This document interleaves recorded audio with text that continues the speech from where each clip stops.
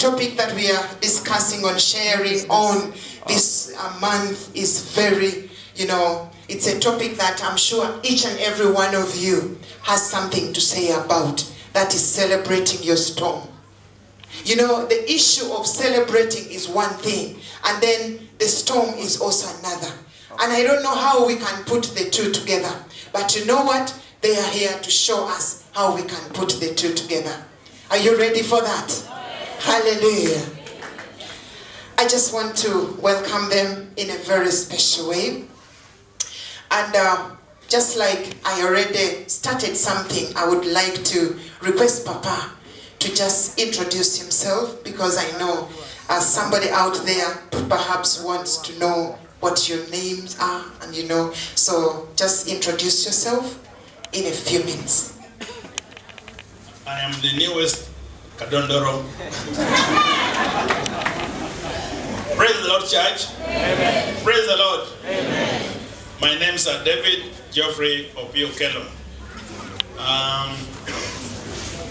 I am married to her. We have been married for the last 43 years. I don't know. I worked after completing college. I went to the University of Nairobi because in those days, Makerere did not have commerce. So I worked with the then East African community, after which I joined Bank of Uganda, and I retired from Bank of Uganda in 2009. And by that time, we had started our school, Dara Christian High School. So that is a school that both of us own. So we came back to Lira, and we have been running the affairs of that school. There are many things we can say. We have 7 children with us. Thank you, Papa. Yes, Mama. Oh, I want to stand. Hallelujah. That amen is small. Hallelujah.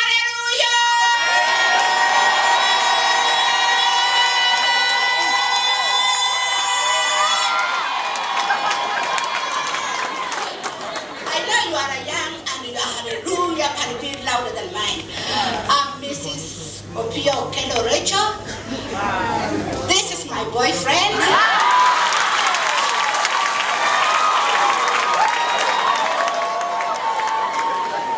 I come from Kenya, western part of Kenya. He comes from Uganda. We met in Tanzania. It is a long love story. If you want it, you will find it in a book I'm about to write. And God has blessed us with 7 children. The oldest is 44, and the youngest is 27. I love so much being here. I think we are going to enjoy. No, I will talk in your language. I think we're going to enjoy. Hallelujah. I think you can already almost speak the whole thing about celebrating the storm. The boyfriend is from the northern part of Uganda, the girlfriend is from the western part of Kenya, but they met in Tanzania and they are now living in Uganda. You can imagine how much storm they have had to, persevere to reach here. Thank you so much, Mom. You're most welcome. These are young men and women in the house, and they just came this evening to celebrate their storm. And they just want to hear a bit of how you can do it, or how they can do it, because some of them have just begun. And perhaps some of their boyfriends are still in another town, the other one is still connecting and everything. So some of them actually have heavy storms, and they would like to know from Kenya to Uganda to Tanzania, and there you are. I just want to start with Papa straight away. This thing we are calling the storm, what take would you have on it? This that we are talking about, celebrating the storm. Do we really need to celebrate a storm? And what is a storm anyway? Thank you very much. I think before I respond, I just want to thank God very much for the insight that He gave to this church to be able to come up with this innovation, where many young people, many middle-aged people can come and be able to listen, be able to share, be able to learn something that they can run with, that they can go home with, so that their lives can become different from what they are going through. So I want to thank the church very much and to thank God very much for giving that insight. Now, a storm, I think, can be defined in different ways, but I think it is, generally speaking, something that hits us in many ways in a big way and causes us some worry, some concern, some anxiety, because we don't know what's going to happen at some point in time, and therefore, we become unsettled, we become a bit unstable. And so the longer it takes, the more probably we are unstable. The shorter it takes, the more probably we are going to be more stable within a relatively short time. That would be my definition. Okay, ma'am. The storm, is it a must that I must have or go through a storm to reach your age? A storm. A storm. You have seen sometimes when it is going to rain and the clouds are very dark and it is threatening, we say a storm is coming. For us people, storms, I would maybe define it, bring it a bit lower, are troubles or the hardships that we go through, and we wonder, am I ever going to get out of this trouble? Am I the only one? Has anyone else suffered these difficulties? Has anyone ever cried as I'm crying? I call that a storm.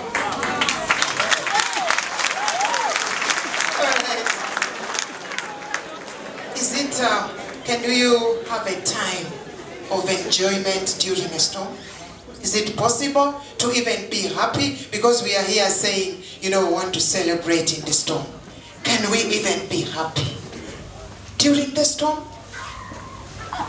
I think that it is, from a human point of view, it's very difficult to be happy during the time you are in the storm, because your mind is unsettled.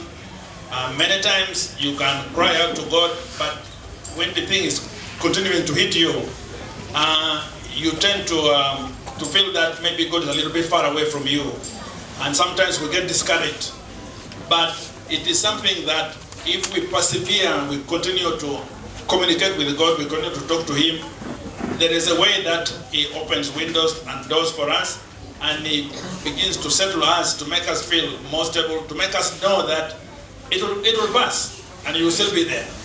And we have gone through a number of them. I would just request you in a few minutes to share with us, because many of us that are seated here, perhaps they're looking at you as superheroes. How you can have a 47-year-old firstborn and you're 44, and you are here. So I would just like in 1 minute that you just share with us, how can that be? But as you come, let's just pray for our offering. Father, we thank you for what we are about to give.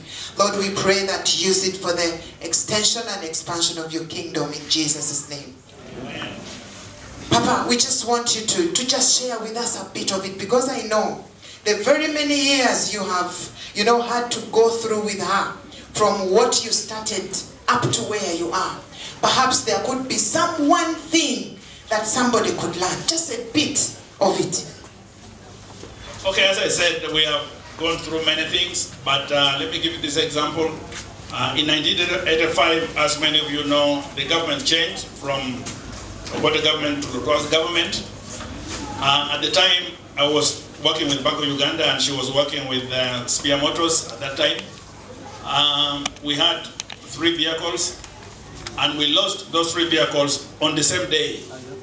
I had gone to the bank to pick some money because there were rumors that there would be a coup, and she was at home, and I had gone to pick my brother from school, but all those vehicles were taken by soldiers.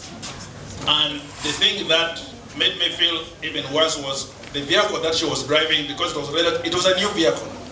And because I loved her so much, I bought her a new vehicle. So this vehicle had been taken by the army, and there was shooting in Kampala, And that was a Saturday, like tomorrow. She had gone to church, I dropped her in church in Kampala and had gone to the office. So now I needed to walk from Bank of Uganda to the church, which was near Makerere University, maybe about 3 kilometers or so. And then because of too much shooting, we had to go around, the city to be able to reach home. And for those of you who have been driving cars for a long time, if you don't have any car, you have been used to a car, it is very difficult. But after that, the second day, I started reflecting seriously how God could allow this thing to happen to us. And I realized that perhaps I had started worshiping the cars a little bit. Because the car that she was driving was, when it came to Kampala, it was the only car in Uganda. Wow. I happened to have gone to Japan for some work, and then I bought the car from there, brand new. And when it came, it was the first car to arrive in Uganda, a Toyota car. And therefore, I think I had some, being relatively young at that time, I had a lot of pride for the car. So I think God wanted to put me back where I should be. So the car went. And so after that, I started reflecting, and it dawned on me that, you can have material things, but material things are not as important as our relationship with the Lord. There is a quote that was given by somebody called Vivian, that life is not about waiting for the storm to happen, but rather it is about learning how to dance in the rain that is being brought by the storm. Mom, can you dance, in that rain? Like he mentioned something that it was like God has kind of let him down. Do you feel that God is always in the storm? Is it possible to dance and rejoice in the storm that you are going through? How did you feel when your new car was taken? Praise God. Yes, you can dance in the storm. There's a song which goes, sailing on, you can smile in the storm when Jesus is in the boat.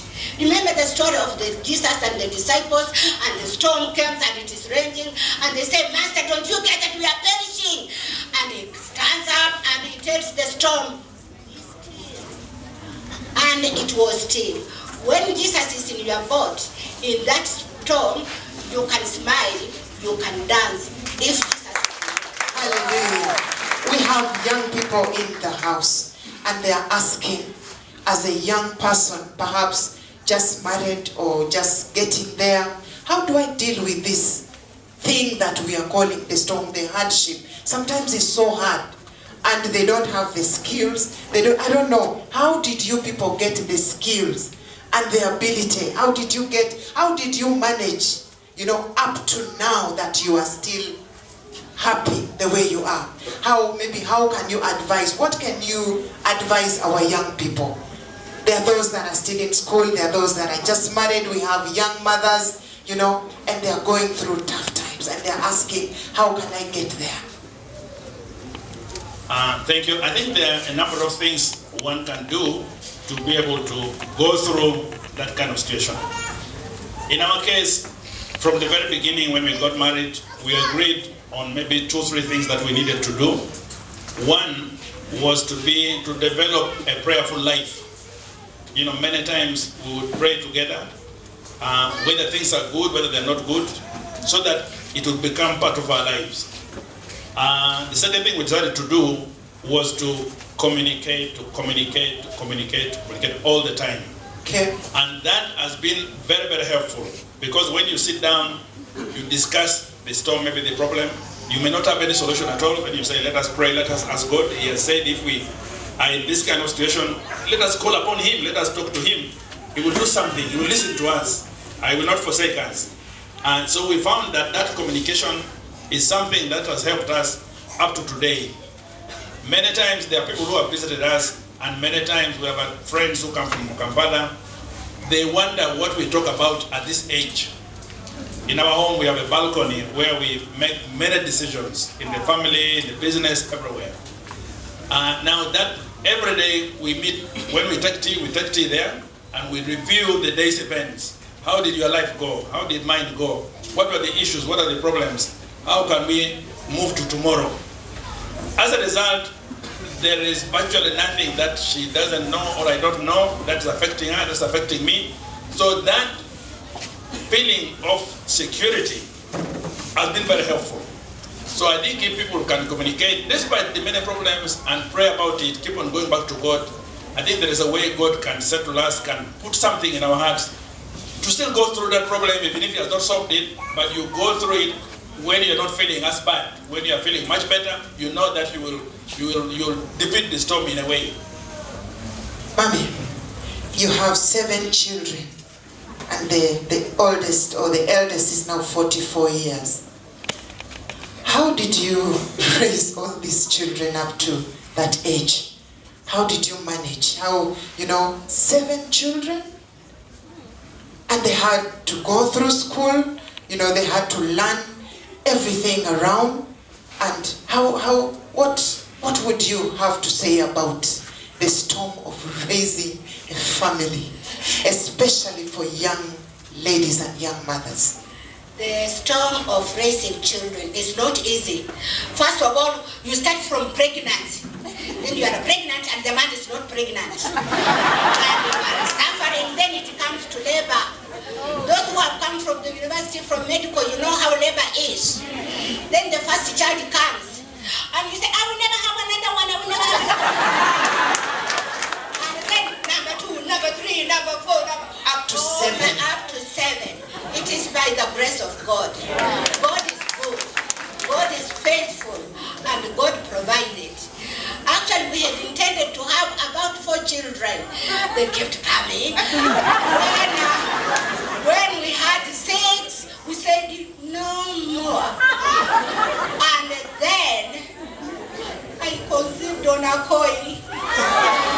And oh my goodness, we had spent 9 years. And here is another baby coming. Oh my God, what are we going to do with this baby? My husband got ulcers. And God was with us. It was a difficult delivery because by then I was 40. So it was not easy. But God has provided over and over again. We can't say it is because we had money or because we have this, but it is God. Trust God, involve Him in it, He will see them through. And the children, when you see the children now, do you see or do you think they also had some, kind of hardship and storm that they had to go through and you had to come in? Or your children were like, for us we are okay, mommy's there, daddy's there? Because we have children here, we have young people, we have university students that are still coming from homes, and they have also small issues, and they're asking, how can you advise us as young people, those in school, those that are looking for jobs, what would you say to them? Because I'm sure those are the things you have been telling your children. Yeah, I think a number of them went through their own storms as well. Because when they were still young, we decided that even although in my working place I had an official vehicle, but we decided that we would go with them to school because we wanted to know more about the school, about the teachers and so on, and pick them in the evening. And so we would take them all the time. When they have homework, we would do with them. And some of them would do the homework well, others would not. And in those days, we didn't have many TV stations like we have today. We only had Uganda TV, which would run from 5 p.m. up to 11 o'clock, and there were some programs for children. So when that time comes, the days the program comes, no child wants to do homework because they want to see the program. And yet they have to deliver this homework the following day to the school. So one had to find ways of balancing between what they want to see, if you allow them to see, and the work that they need to do. So many times we would sleep late, and some of them you can clearly see they don't want to do the work. They don't feel like doing the work. Some of them will lose their pens, their books, and so on. But we had some rules in the home, but we also did a lot of talking every now and then. We wanted to know who their friends were. We would talk to their teachers all the time, so that those ones who are issues, we would then find out to solve those issues. One of the things that we did, we always held some sort of a retreat. We always went out of Kampala, maybe to Jinja, maybe in Tebe, and we had an agenda, and we discussed each of these children one by one. This one, the strength, the weaknesses, and how can we help this one? How can we encourage this one? How can we, do with this one? We think that helped a lot. Parents that are here, there is no child, there is nobody that does not go through a storm. But when they are going through, it is not what they are going through, but is how you handle what they are going through. So as parents, the papas here are telling us as parents, you need to know the children, sit with them, communicate, and trust in the Lord.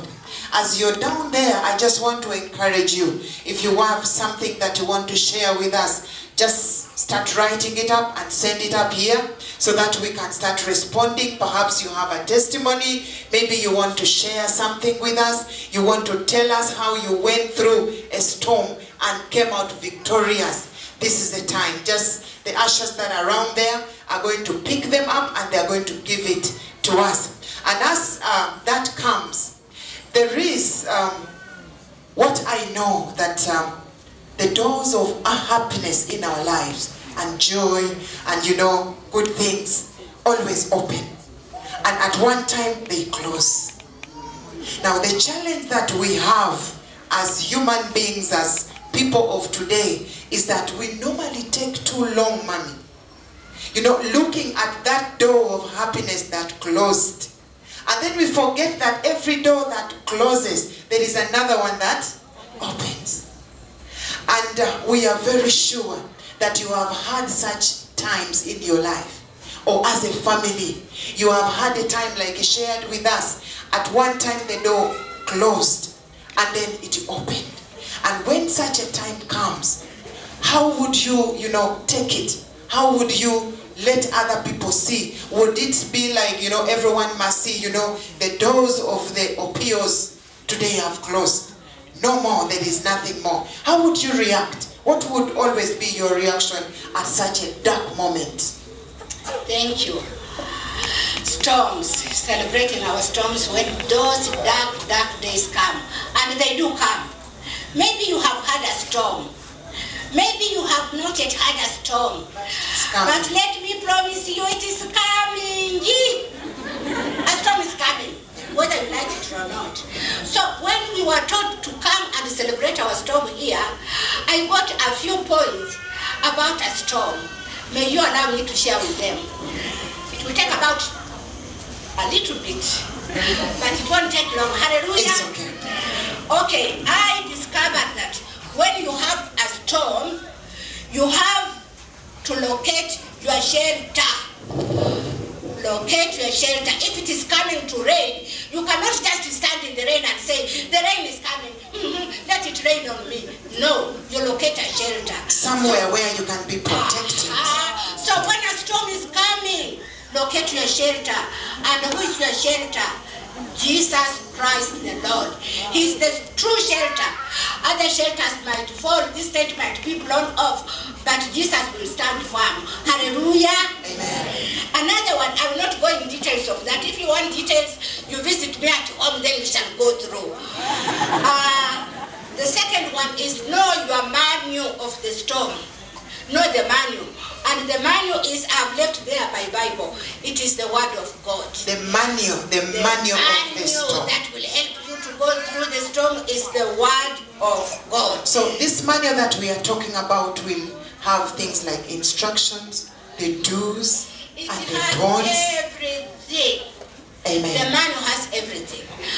And Jesus talked about it in Matthew chapter 5, chapter 6, up to chapter 7. If you have your Bible, some Bibles, they are written in red. Jesus talked there, but hears these sayings of mine, and doeth them well, shall be like a wise man who built his house upon a rock. And if you don't follow those instructions, instructions. You'll be like a foolish man who built his house upon Sandy. and the rain came and the breeze blew. And just washed it all off. Just washed it off. And then another thing you've got to do is to storm-proof yourself. You know, soldiers, some of them when they're going for war or whatever, they put bulletproof so that if it comes, you fall down. And you can storm-proof yourself with prayer. Nothing but prayer.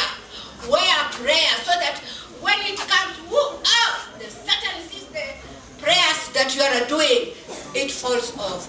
Prayer, prayer. Even if you are not praying for someone else, pray for yourself. Pray for your family. Pray for your nation. Let us not be selfish. Pray for the Christians in the world.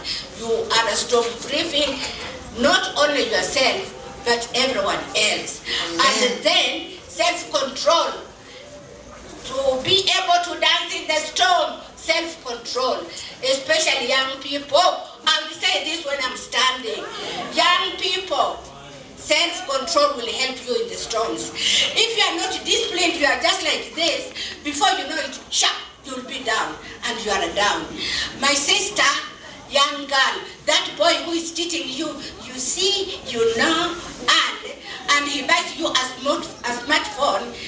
That smartphone is not keeping you from the storm. It is drawing you into the storm. And before long you will, and you have not finished your education. So self-discipline. If you are not self-disciplined, the storm will take you. But if you are disciplined, you will stand in the storm. Amen. And finally, because of time, depend on God. Depend on who? God. Depend on who? God. I know we can depend on people. My uncle will help me. My sister will help you. But they will help you for a time. They are like a plaster that is put on a leg when it is broken. It helps you for a time. But after a time, that plaster has to come off so that the leg can stand on its own. So it can only come out when you entirely depend on God. And when it comes out, you can stand and you can dance in the storm. Hallelujah. Let's give her a mighty hand of praise. She has summarized major issues about approaching or handling a storm. And I don't want to say it again. Have self-control as a young person. Because the storm will come. She said if it does not come now, it will come in future. So have self-control. I want to ask Papa, there is a small note that has come about the storm of employment or unemployment. We have young people that are finishing universities. We have people that have worked before, but they have now fallen off. You have been there. Mommy has been an entrepreneur. What would you advise somebody that is right now being soaked in the storm of unemployment? How do we handle? And what would you say about that? How would you advise them? Thank you very much for that question. I think that it is an increasingly serious problem for us in the country, and not only in this country, I think even in other countries. I think that many people have talked about the causes of this, the kind of training our young people are getting, but it seems to me that what is very important is attitude, to work. Many young people, in my view, and we have dealt with many, they have a specific idea of what they should be doing when they leave school. And when they don't get those, they become frustrated and so on. I think that if we have an attitude of doing whatever our hands find to do, and there are always many things that we can do, and try to, instead of looking for employment, maybe try to do something that that is around self-employment, it seems to me that more of them will go a longer way. Because increasingly, in the world we live today, a lot more things are being made using technology. So employment, and in our country, population growth is very high. We are, I think, the second or third largest growing population in the world. Our economic growth rate cannot match this growth. So until we are able to grow economically so fast, we will not be able to generate employable opportunities for these young people. So the most important thing in my view is for many of the young people to try to do some vocational training and to be able to do something with their hands, to be able to do something that they can learn from, that they can pick up from, because the kind of work that has been available for a long time is no longer there, and is not likely to be there soon in my view, because when you study a lot of things that are happening around the world, it is getting less and less, because a lot more countries are using technology, are using to manufacture things, so unemployment is going to grow. So if we are living and thinking about employment, it's going to be hard. So I think that we should begin to think more of what I can do as a self-employed person, more than what I can do for someone employing me. Exactly, that is self-reliance. Mommy, entrepreneurship. You have been there. Right now, you own or you direct a number of schools. And we are still having young people right now, just like these comments are coming in. There are very many people that are concerned about the level of unemployment. As young people, he has already advised we have to develop the attitude of self-reliance. Is it easy, to go through the storm of business? Business-related storms. How are you managing right now up to, from the time you started, or did you start when you were already old? Did you start when you were a bit young? Perhaps somebody there is saying those people perhaps started just a few years back when they had finished, to do the formal employment. What would you say about the whole thing about entrepreneurship and business operations? Business and entrepreneurship is not easy. It is hard work. Nothing but hard work. And nothing comes easy. I remember early when we were still younger, we were poor. We were so poor. And when in 77, when the East African community broke, we were in Mombasa, and the East African community, the first one broke. My husband went to Tanzania, and then he came back, and then we didn't have any money at all. My salary was not all that enough. We started selling all the newspapers in order to raise money to buy cooking oil, to buy what to eat. But when people see us now, they think, they just made it. No, it did not come like that. It was hard work. We started little by little. In the case of the schools, it was God. We can't say the credit is ours. It is God. The last place I worked in was, I worked with the African Children's Choir.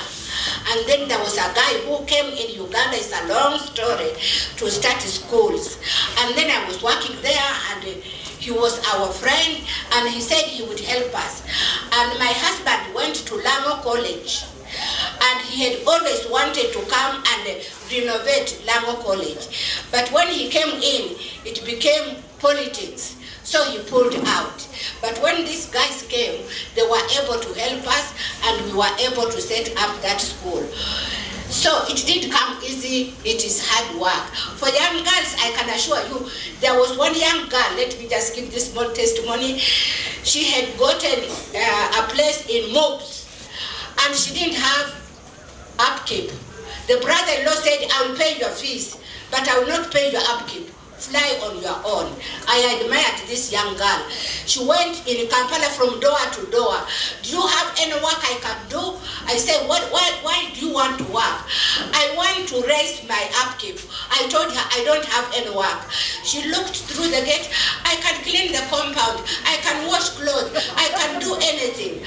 I looked at this girl. I said, she is determined. I told her, come in. I looked around, I collected all the dirty clothes I gave her. She washed. When she finished, she asked me, Mommy, do you have steel wool? I said, for what? I want to clean your bathroom. Oh my God, my bathroom. This God cleaned my bathroom. I never cleaned that clean. It was sparkling. I wanted her to leave before my husband arrived, so that I would tell my husband I'm the one. Those are the kind of people that will go knocking. Anyone, not just help me, help. Do something. There were boys in Kampala University. They are in university, but in the evening they go at the fish market. As soon as you buy the fish, they snatch it, 500, and they make money. Look for something. Try to be innovative. Thank you. Attitude. Everything comes with our attitude. There are very many of us young people that, as the comments here or the questions here are indicating, they want formal employment. But the advice that our elders are giving us this evening is, let's have a positive attitude towards work. Work does not kill, but the attitude that you have will actually kill you. Sometimes you see people walking strong, you know, they are looking good, but they're actually dead because of the wrong attitude that they have. Mommy and Papa, there are so many issues that are being raised here, and all of them, or most of them, are pointing towards how do you handle storms in relationships, especially the young people. There are people in this house that are dating. There are people in this house that are in courtship. There are people in this house that are planning and preparing to, get married. So they are asking, those are different storms that they are going through. Tomorrow someone has not called you, it is a storm. The other day someone has not given you a gift. Now Christmas is coming, it is a storm. All those things. And they are here seated, and most of these that you see here, they are talking about, storms in relationship. What would you give me in this relationship? How do I go through? Maybe the girl is not showing signs that she's serious. What do I do? By the way, most of these that are coming in, it's about that, the storm of relationship. Okay, Harriet, thank you very much. Before I say something on that, let me just give if you can give me just 1 minute, I give a testimony of our firstborn son about this work issue. It is good for each of us, apart from attitude, also to have some sort of view of what you want to do, what you want to be at some point in time in life. Have some sort of vision. And when you have a vision, you begin to work on it. Now this boy, when he completed the senior form, he came to me and said he wanted to do some business. I said, what kind of business can you do? He said, I want to go to Lira. I want to do some business on produce. I want to buy some produce and sell. Now this is a 17-year-old boy. So we said, okay, how are you going to do this? He said, I will do it just like everybody does it. So he said, if you can lend me some money, I will use the money, whatever I have earned, then I will bring back your money. So he asked for 100,000 at that time. So he came to Lira here, and he started going to markets around. He would buy some millet, some beans. He would put on a lorry, because we had a lorry at that time. And although this lorry was ours, but he told the driver that he would want to sit on top of the lorry like other people do, not in front, because they wanted to feel what others feel. So he kept on doing that. He would come maybe 2-3 days. He would go to Kampala, and in Kampala they would go from market to market, Nakawa, Rubaga, all those places. The boy grew very thin, but he kept on going. Then he did that for about a month and a half. Eventually he came back with 13,000 shillings profit. But that was a tremendous experience he had. From that time, as he went to university, the idea of business became strong in him. So eventually he went to America. Now he has come back. He's based in South Africa. He has a company that is doing what is called venture capital, and it's a company that is growing. He's being invited to talk to many seminars in America as a young African entrepreneur. But I think this thing was, very good. It was inbuilt. Exactly. And he just started growing it. Yeah. Okay. But if you don't have that, it doesn't work. We have many testimonies here, but we don't have time. There are people who have tried to help to do business, they just can't. When we came back we have many young people around our place. Mommy called all of them, said, look, I see you just sitting around doing nothing. What can you do? Can you keep a goat? Can you keep some chicken? I am prepared to give you maybe one goat or maybe one pig or maybe, some chicken so that you can begin to do something, so that you can experience owning something. But they said, no, give us something to go and drink fast. So attitude. So very important. Yeah, so coming back, I think the relationship, I think this is kind of very individual.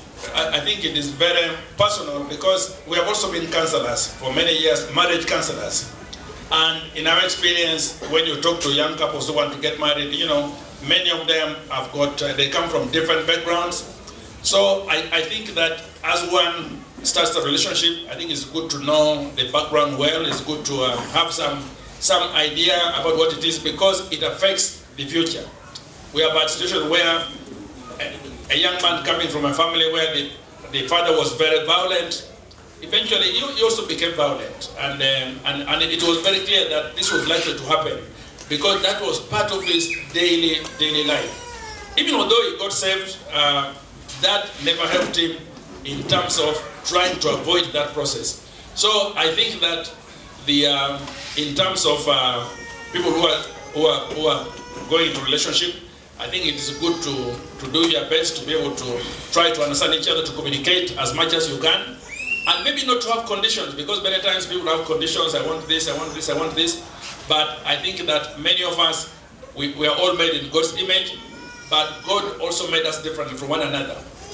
And therefore, it is easier, it is better to be able to know that this person has got this weakness and that strength and the other weakness. I can live with this weakness, maybe I cannot live with this one. Now those debates, as they go on, as you relate, as you talk, as you observe, should be able to tell you that maybe this one, can I live with this one, can I not live with this one? But without that, you then go as if you're going blind, and that sometimes can cause you a problem. So I think observation, I think discussions, communication, I think should be able to help us to be able to form a fairly solid view of how to proceed forward. Young ladies are so eager to hear from Mommy. How do I handle this issue of the storms in these relationships at school? We are still at school. Someone is saying, I am still at school. Advise me because I want to grow up and be like you. But the things are coming. The storms are coming. Thank you. You are still at school. You can't, when you are playing football, and I'm sure young people here you play football or you see it on the screen, there are how many goalposts? There's one this way, there's another one this way. Do you play, you run, you kick in that one, and you run and you kick in this one? Do you play like that? There is a time given when to play. You know that is the people we are against. We should score there. So your mind and your everything is there. Another one is there.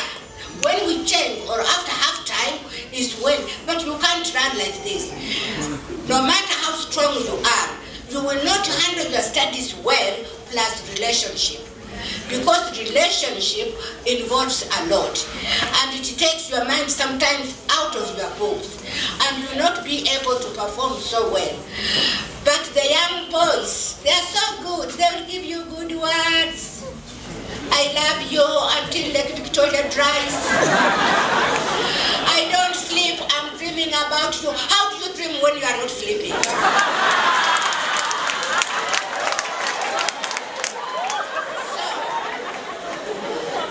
My mother used to tell me, but these were those years. I mean, I'm saying this, it is not .com, because I'm 67, my husband is 70. So what we might be talking might be what worked for us, but I'm sure it can work for you. My mother told me, for if God wants you to be married in life, there is a man for you. And that man will come. And he will come at the right time. And if you are a child of God, birds of the same feathers. Now, if you live and you go to this Muslim man, even if he's a Muslim, maybe he will change, So communicate as you are saying. We happened to go for counseling lessons, and they helped us a lot. We learned about temperaments. You know, different temperaments. If this person is harsh, if you are still in a relationship and he has slapped you once, when you go to his home, you will get it. So there are some signs you can start knowing earlier. Or if it has advanced, know about his people, their background, and so on. For us, let me confess, it was God, because I never knew his background. I had not been to their home, he had not been to my home. Although when I went to his original home, I told him, if I knew this was your home, I would never ever have got married to you. But thank God we didn't stay there, but it is our original home. So you have got a lot to do. Please, girls, stand fast, be focused. In the end, the man will ask you, what are you bringing at the table? What will you have without education? And related to that, there is a young lady that has asked you in particular, how do you handle a marriage without argument? Oh, we argue. So in other words, it's impossible. It is impossible. And especially me, I'm Modomo. But God is so good. My husband is a gentleman. But we argue. But we argue positively. We argue how? So that I will not say I'm the one who won the argument. Because when it comes and there was this fault, it can't be one person who brought the fault. So we start narrowing down. What percentage? He says, I think mine was 20. You mean mine is 80? So we go through, and then slowly we come. And when you are a Christian, that is the beauty of it. You can ask for forgiveness, you can pray, and then all will be well. Hallelujah. Amen. Hallelujah. Let's give Mommy a hand, a shout. Hallelujah. Thank you so much. I just would like to give you a few minutes to just give a wrap up. But before you do that, somebody is asking you or requesting you, Mommy, to advise the parents that are here. And I want to read the words. And they're saying, please advise the parents who are here, who enjoy having many children and at the end of the day, fail to take care of them. I don't know how you're going to advise, but they're saying, please advise them. They have many children, but they fail to take care of them. And now we are suffering. That is the last statement. Children are a blessing from God. Hallelujah. Psalm 127 says, blessed is a man who has a quiver full of them. The many you have, the better. Hallelujah. Honestly, during our days, it was okay. Education was relatively cheap.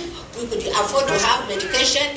If you are staying in town, you could get a house girl from home to come. But things have changed, my dear sisters, my dear fathers. Things are hard. If you want to have 5 children, measure yourself. Will you give them quality education? Will you give them quality education, 6 or 7 of them? If they are sick, will you take them to the best hospital? Or you will say, let us just go to referral. I know referral is good, but you will want better treatment for your children. Amen. Will you dress them? Will you dress them well, or they will be wearing rags? Will you feed them well? Measure yourself what you have and what you can do. Because I can tell you, don't have many children, and yet you might be able. I would advise you to go according to you cut your cord according to your. Amen. Amen.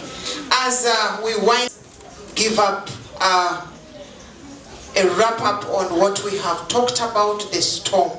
How do we expect people that are in here, students that are at school, people that are married, the leaders of church, people at workplaces to handle storm?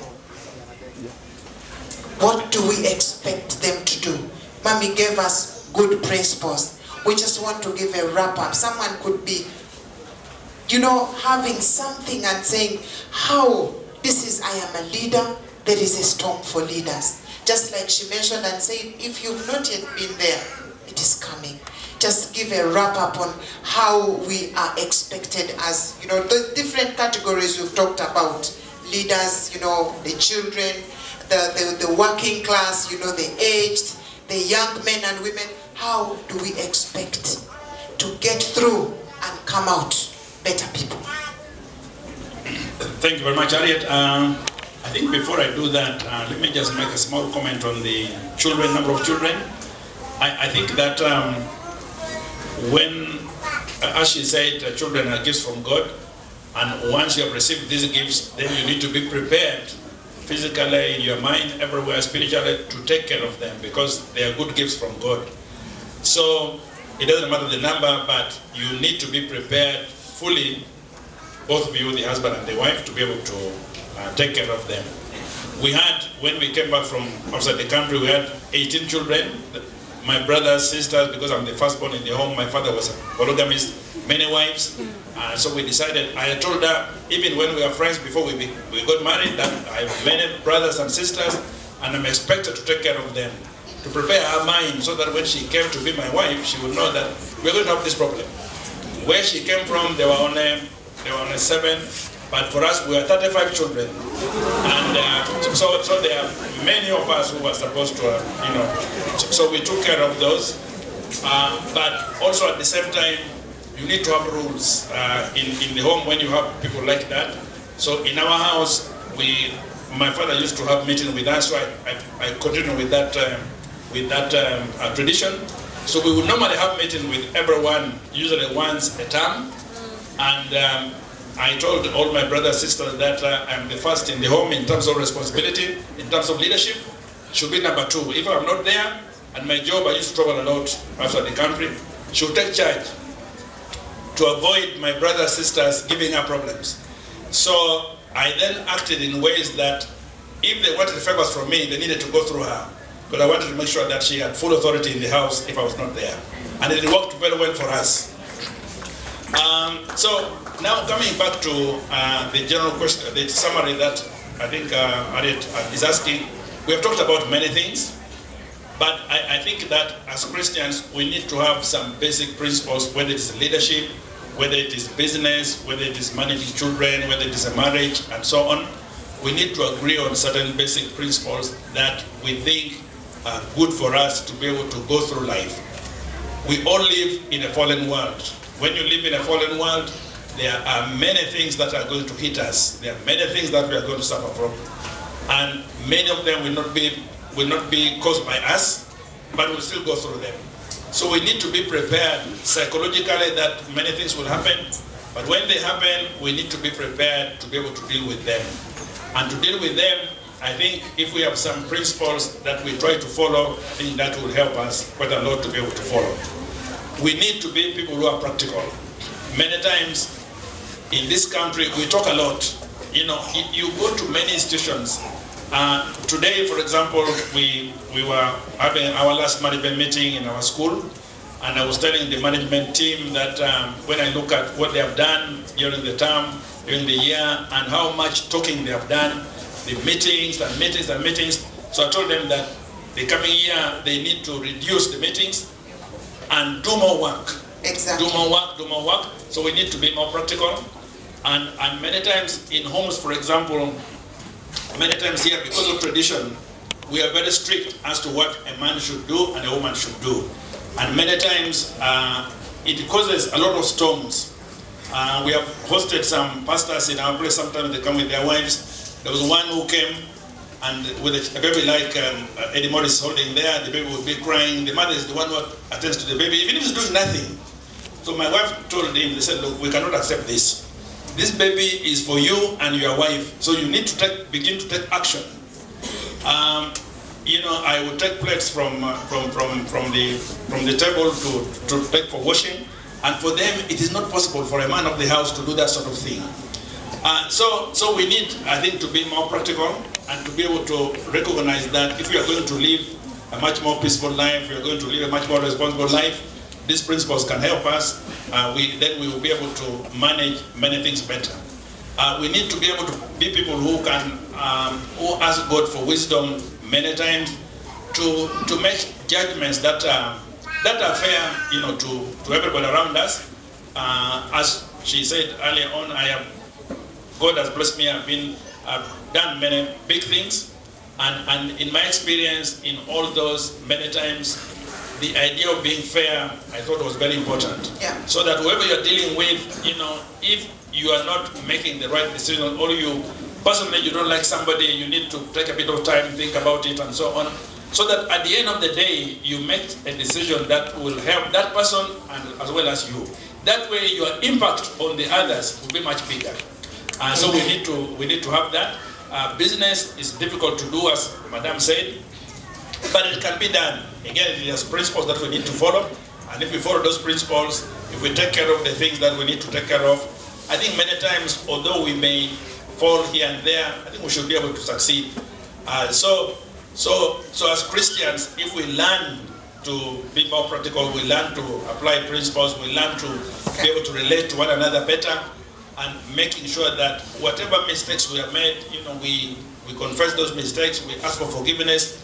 I think those kind of things, if they become part of our DNA, part of our habits, part of our character, it seems to me that it will be much easier to move forward, whether there are storms or there are no storms. Thank you so much. I would just want to give Mommy also a few minutes.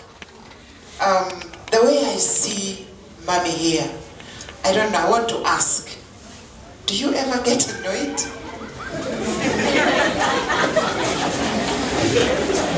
I just want a yes or a no.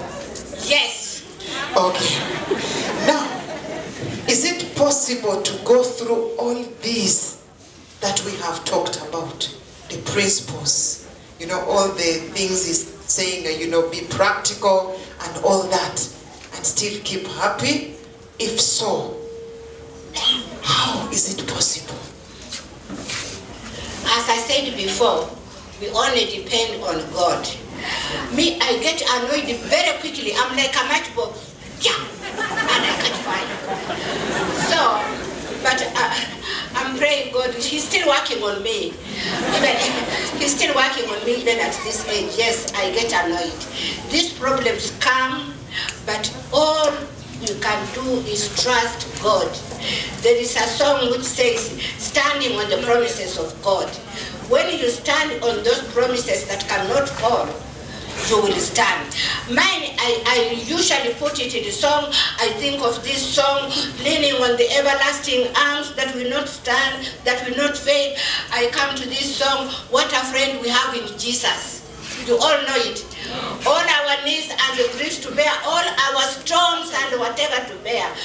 What a privilege to carry everything to him in prayer, and it will be done. Ladies and gentlemen, this afternoon or this evening we have learned how to go through a storm celebratively. And she has given us principles, and we have learned: 1, communicate; 2, have the right attitude; 3, be practical; 4, do it with joy. As the Bible says, in everything, not only some, or maybe when you are some age, or maybe when you are doing this kind of job, but everything that you go through, count it all joy, because at the end of it all, there is something that will be celebrated. And if you can only be patient, if you can only persevere and stand strong, that is what they are telling us, you will get there. They did not fall from heaven, neither did other people fall from heaven to get where they are. They went through the same steps. Actually, somebody last week sent some post on WhatsApp, and they were showing steps to success. The steps to success had many things. There were failures, there were, roadblocks here and there. There were issues to do with broken relationships. There were things to do with no money. You know, there were things to do with sicknesses. All those were steps that you have to climb to get through the success that we are asking for. So what we are saying this evening as a young person, as a young mother, as a young father, as a young boy and girl that is going through school, embrace hard work. Change your attitude. You will get there because they have been there. And if they could make it, and up to now she still has the smile on her face. And some of you are more of a dondoro. You are so bitter. You know, your heart is just bitter. Everything around you is bitter. You are bitter with your parents. You are blaming them even for producing you. I've had children say, how I wish I was not the son or a daughter to so and so. But I'm telling you, you are on your way there. Just persevere.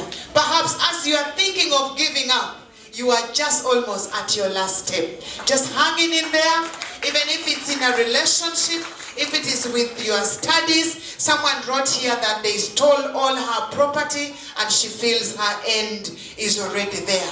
I am telling you, just as you think you're about to give up, that is when your success is knocking at the door. That quote that I read said many times, when the door of our happiness closes, you know, we start focusing on the closed door. And then you forget that there is another one that is yet to be open. So just get out of the other closed door that was, you know, some time back. And then you start waiting upon the Lord for the new door that has opened. Thank Papa David for the inspiration that you have given us this evening. Come on, let's just give it up for them. Thank you so much. And God bless you. Remember to celebrate in your storm because the Lord is able and is going to do it for you. God bless you. A big hand clap to the Lord.